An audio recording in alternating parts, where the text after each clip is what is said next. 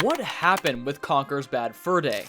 This Nintendo game, featuring a drunken squirrel and dark humor, not only broke molds but also broke rules.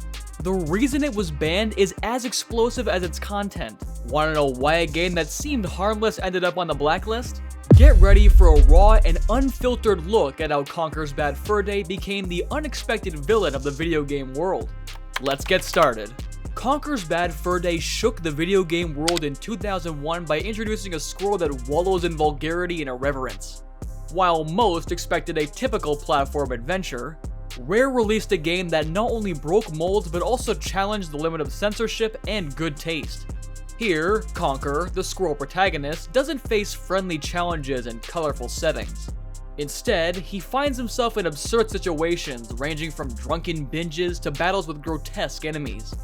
Although Conker's Bad Fur Day is known for its bold style and irreverent humor, not all of the original material made it to players. Some of the cut content would have taken the game to an even more extreme level. Among the removed sections was a scene featuring Pokemon in compromising situations and a joke about the Ku Klux Klan, which probably would have been too controversial even by the most liberal standards. Additionally, the intro where Conker sliced through the Nintendo logo was modified after Nintendo decided it was too provocative. The content that did make it into the game also underwent significant changes. A level where Conker had to face off against bloated cows in fetish outfits and explode other cows to progress was cut. Characters like Camembert and King Dick Cheesy III, as well as missions that would have added even more dark humor to the game, were also abandoned. The developers had to juggle time and pressure to meet the standards that Nintendo and other stakeholders expected. The inclusion of such sensitive and explicit themes in a game intended for a historically family-friendly console led Conker's Bad Fur Day to face numerous restrictions. Pressure groups and regulatory authorities expressed their discontent with the content, leading the game to be banned or censored in various regions. The dark humor and references to taboo topics provoked a negative reaction, making the game a controversial subject within the video game industry. The controversy and imposed limitations only added to the game's legend. At its core, Conker's Bad Fur Day is a testament to how a title can challenge norms and spark debates, leaving an indelible mark on the entertainment industry. Following the release of Conker's Bad Fur Day, Rare's team had big plans for the future of the irreverent squirrel. A sequel titled Conker's Other Bad Day was originally announced. This sequel promised to expand the experience with new adventures and more of the crude humor that made the first game famous. However, these plans unraveled when Microsoft acquired Rare in 2002, just after the game's release. The purchase led to significant restructuring within the studio, and the sequel project was abandoned, leaving fans with only one installment of Conker in his most audacious form. Instead of a sequel, players had to settle for a remake. Conker, Live and Reloaded, arrived on Xbox in 2005, bringing enhanced graphics and new features like online multiplayer modes. However, the remake also came with some censorship. Certain parts of the original game were softened or removed to comply with stricter regulations and appeal to a broader audience. This adjustment was not well received by all fans of the original game, who felt that the irreverent essence of the title had been diluted. The financial impact of Conker's Bad Fur Day was notable. Although the game became a cult classic with a solid fan base, its sales were not spectacular compared to other titles of the time. The controversies and adult content likely limited its commercial reach. Despite this, the game received praise for its innovation and bold sense of humor, and eventually became a cult classic. The game's creators, including lead designer Chris Seaver, have openly discussed the development process and creative decisions that led to the creation of Conker's Bad Fur Day. Seaver and his team faced numerous challenges and pressures from both Nintendo and the public. Chris Seaver has mentioned in interviews that despite the restrictions and debate the game generated, he was proud of the work done and how Conker's Bad Fur Day broke molds and set new standards in the video game industry. But beyond the censorship and prohibitions, this iconic game also has some mysteries and curiosities you should know about. Conker's Bad Fur Day is famous for its numerous cinematic references, which not only serve as parodies but also highlight the game's irreverent and satirical nature.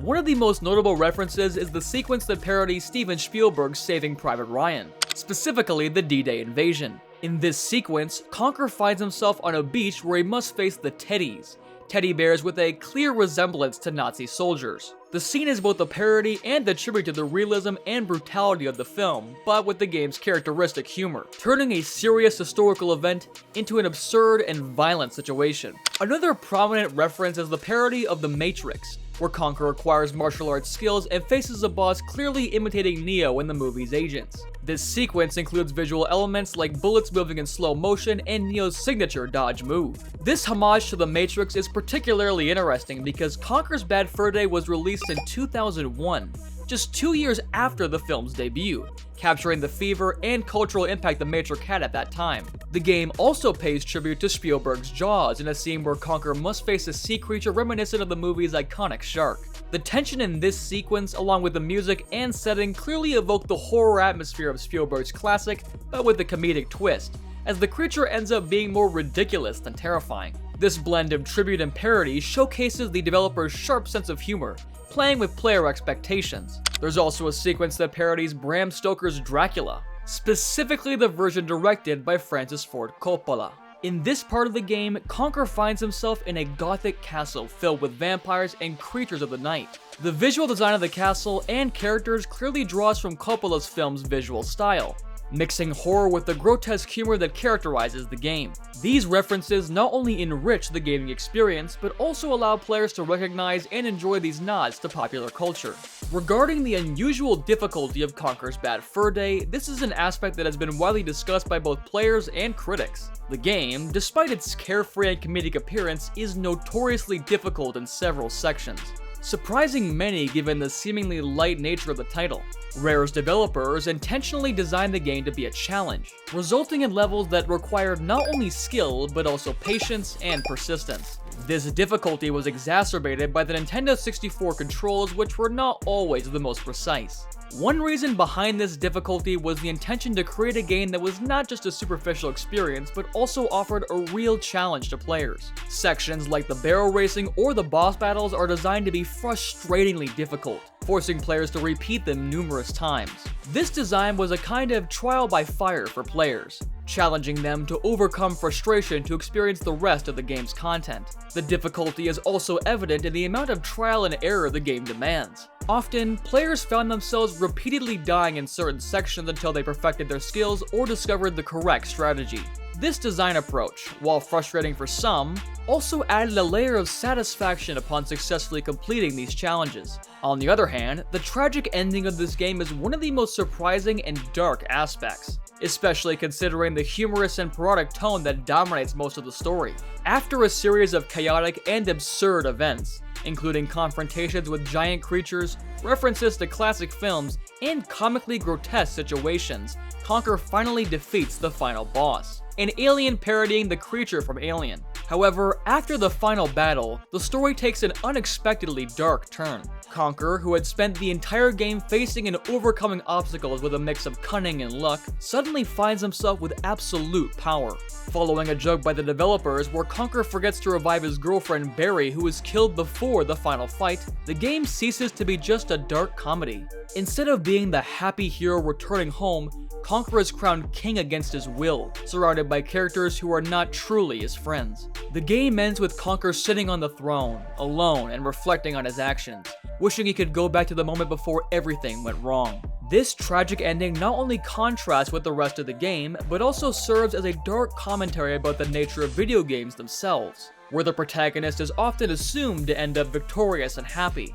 Rare challenged that conviction with an ending that leaves Conker with a sense of emptiness, a king trapped in a fate he never wanted, providing an experience that is as memorable as it is unsettling. So, what did you think of this game? I'd love to hear your thoughts in the comments below. If you want to discover more interesting facts like those seen in this video, I encourage you to join us by subscribing to this channel, liking this video, and commenting on what you thought of the content. Thanks for watching, and see you next time.